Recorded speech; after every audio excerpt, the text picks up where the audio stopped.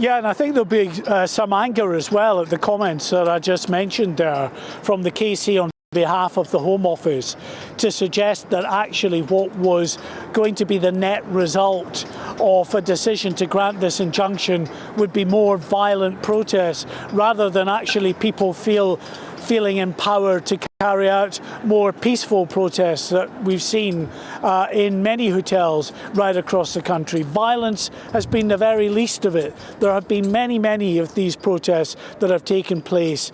We saw them, of course, a few years ago when there were protests taking place that then kind of died down. But then in recent months, when we've seen issues of criminality, some really concerning cases that have been linked to migrant hotels. That has really galvanised the public across the country to feel that they don't want to see not just migrant hotels, but of course the new tactic that the Home Office has embarked on of trying to disperse migrants right into the heart of communities up and down the country into the likes of houses of multiple occupation. People don't want to see that either. What they want to see is either the boats being stopped or the migrants actually being housed in specially built camps that they can be held in away from communities. That's what this popular revolt has been about in outside migrant hotels right up and down the country.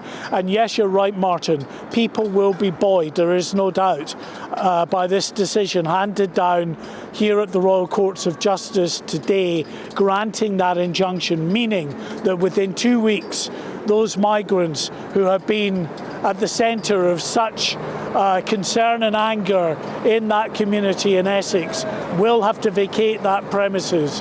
The government will then have to find another location for those migrants to be housed in the interim.